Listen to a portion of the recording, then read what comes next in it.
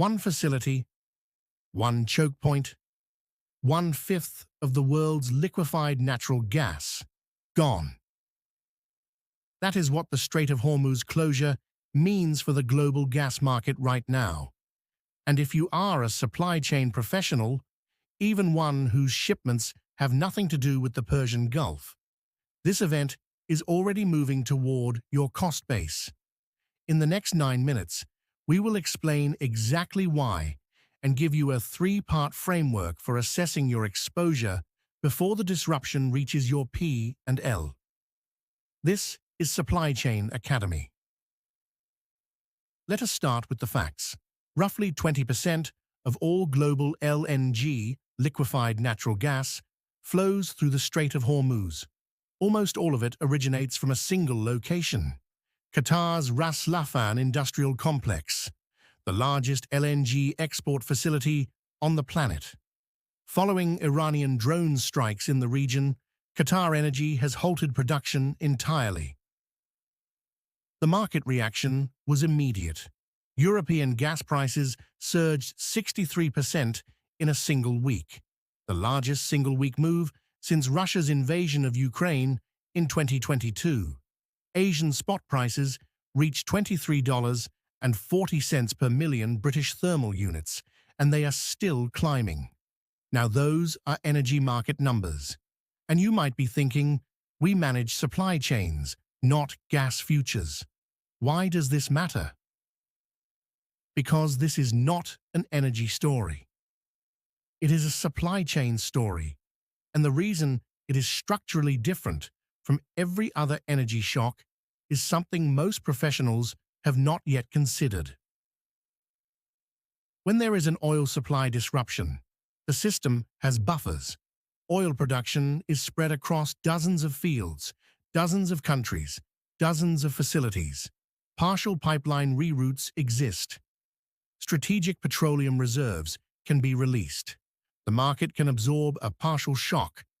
LNG has none of those buffers. It is one facility, Ras Laffan, one choke point, the Strait of Hormuz, and a restart process so complex that the entire plant has never been taken fully offline before. There is no playbook for this. But there is something else that makes this uniquely dangerous for supply chain professionals, and it has nothing to do with shipping routes. Natural gas is not just a fuel, it is a feedstock. Natural gas is the raw material for ammonia, the building block of every nitrogen fertilizer on the planet. It is the process heat behind petrochemicals, plastics, glass, ceramics, and steel. It is the fuel powering industrial electricity grids across Europe and Asia. When LNG prices spike, the cost increase does not stay in the energy sector. It moves through every layer of the supply chain, simultaneously. Think about what that means in practice. Your Tier 1 supplier makes finished goods. Your Tier 2 supplier makes the components. Your Tier 3 supplier makes the materials. And the Tier 3 supplier runs a gas-intensive process, a chemical plant, a glass furnace, a steel mill, a fertilizer producer. When gas prices double, their input costs spike. That cost pressure moves up the chain, through Tier 2, through Tier 1, and eventually into your invoice. The critical question is not whether your shipments transit the Gulf. The question is whether your supplier's suppliers depend on gas-intensive inputs, and whether you would know before the invoice arrived. So what does effective risk management look like when an energy shock is also a supply chain shock? Here is the 3-part framework. Step 1. Map your energy exposure, not just your logistics exposure. Most supply chain risk assessments focus on logistics. Which ports are congested, which lanes are disrupted, which carriers are rerouting. That is necessary, but it is not sufficient for this type of shock. You need to identify which of your Tier 2 and Tier 3 suppliers operate in energy-intensive sectors: fertilizers, chemicals, metals, glass, ceramics, plastics. These are your hidden vulnerabilities. If you do not know which of your suppliers sit in those sectors, that is the first thing to find out. Step 2. Understand the restart problem. Unlike a port congestion event, which resolves when the port reopens, this disruption does not resolve when the Strait of Hormuz reopens. LNG production at a facility of this complexity will take weeks to restart after 100% safety is confirmed. The infrastructure has never been fully taken offline before. There is no established restart sequence.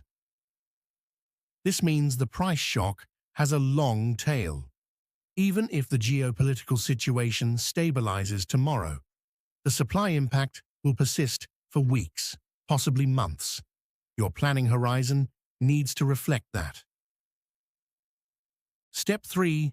Scenario plan for demand destruction. When gas becomes unaffordable, industries do not simply absorb the cost.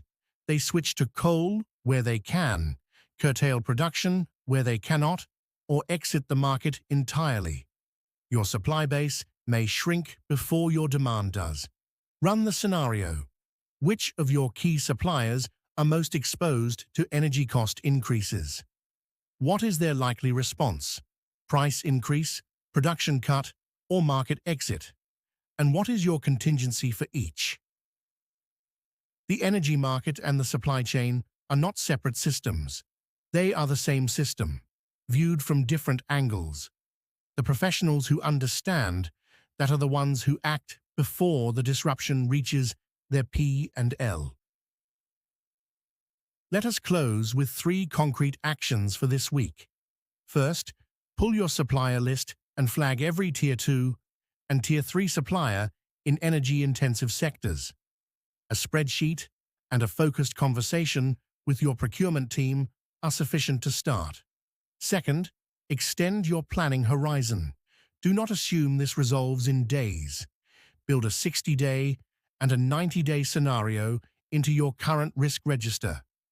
Third, monitor the restart signals, not just the geopolitical headlines.